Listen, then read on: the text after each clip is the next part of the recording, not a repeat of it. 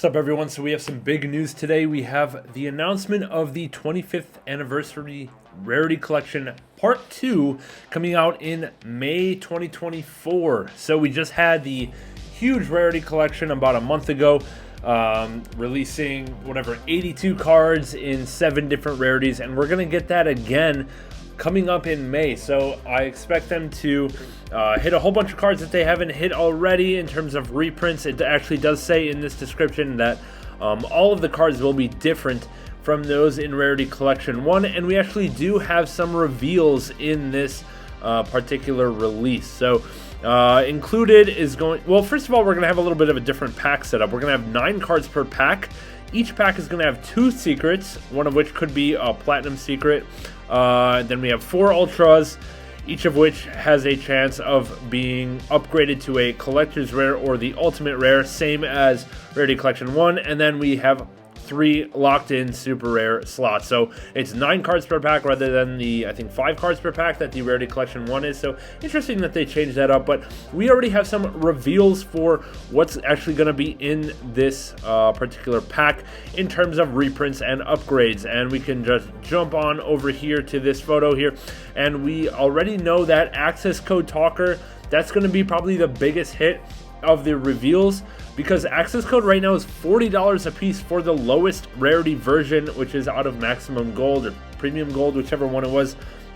But we also have announcements of a lot of nice cards that are just randomly expensive but not really played very much. So what comes to mind is Magician Souls, the Silent Magician and Silent Swordsman cards. Those cards are like randomly $25 a piece.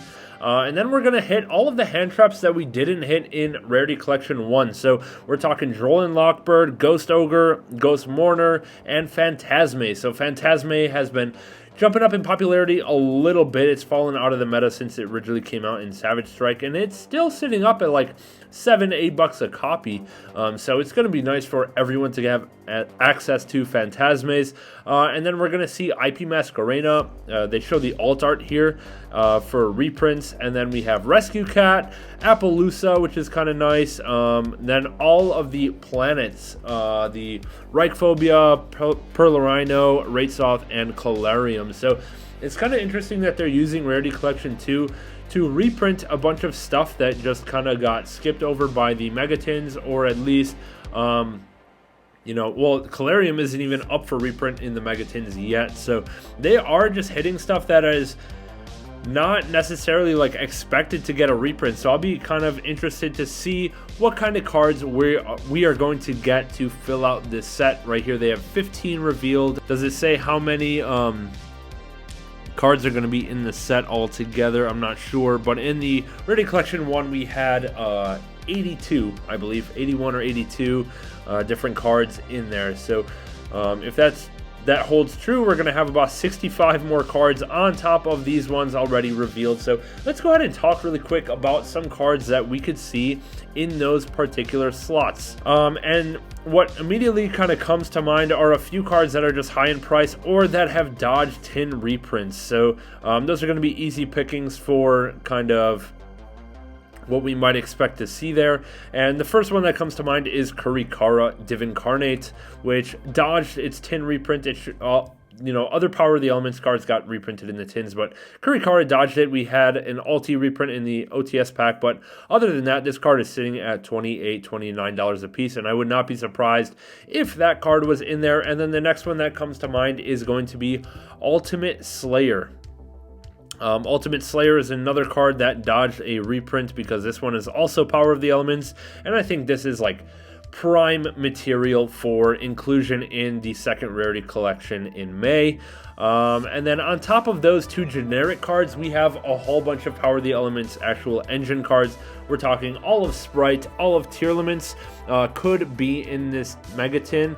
I mean, not Megatin, in this Rarity Collection. So I'll be interested to see if they put any more archetype specific stuff on top of the planet cards already. And then let's go ahead and check out some other cards that have gotten reprints before, but they're still like crazy expensive, and let's see if those cards will be included. And what comes to mind is Diviner of the Herald, which is currently at about, let's see, $20 a piece. Lowest, it got its original print in Lightning Overdrive and then a reprint in the 2022 tins, but they're still at $20 a pop with only 20 to 30 listings per print. And the reason this card is just hyped is because of the upcoming set Phantom Nightmare, where we're going to get the Voiceless Voice or Silent Forcer or whatever, whichever one like uses Diviner. I don't really know too much about that deck right now, but I do know that Diviner is a highly sought after card. So let's see if Diviner gets included in this as a second reprint for Diviner. Another card that I could see being included is Red Eyes Dark Dragoon, which has 2 prints plus a Starlight. We're not going to count the Starlight, but if you have that Starlight, be aware this card could see a reprint in this set and your value might tank. So if you're nervous about that, go ahead and sell that Starlight of yours. But right now we have the ultra rare print and the prismatic secret rare print out of the 2 megatins. One was 2020, one was 2022, so it's definitely been long enough for this card to see yet another print to bring that price down from $25. Beyond Red Eyes, Dark Dragoon, and Diviner of the Herald, I mean, a lot of cards that I would have expected to see a reprint in that set would be were already revealed, honestly. Phantasme, Appaloosa, and Access Code I thought were huge. Easy pickings for cards that need reprint. But another one I want to bring up that's not like really talked about the price, but is actually relatively significant, is Linkuriboh, which hits $5 to $6 to $7 a print for even the very low rarity copies. We have a common out of the starter deck in 2018, and then we even have the maximum gold rare hitting $5 to $6 to $7 a piece, depending on condition. So I think Linkuriboh would be a really interesting addition into that rarity collection, just because of how darn expensive these prints are. Even for like the ultra or the common or the rare, they're still hitting between $8 and $10 per copy. So those are just some ideas that immediately come to mind for what we could see in this rarity collection. Konami's been great with us with the reprints.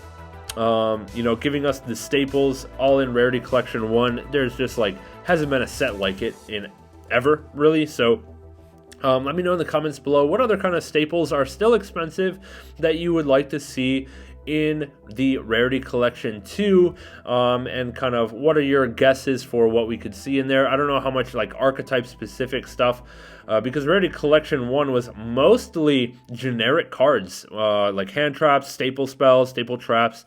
So I'm really interested to see what they are going to fill up Rarity Collection 2 with. These are my ideas: Linkuriboh, Dragoon, and Diviner, which are kind of generic a little bit. So yeah, let me know what you guys think. And I will see you guys in the next one. Leave a like, subscribe to the channel if you're enjoying. We'll catch you later. Thanks.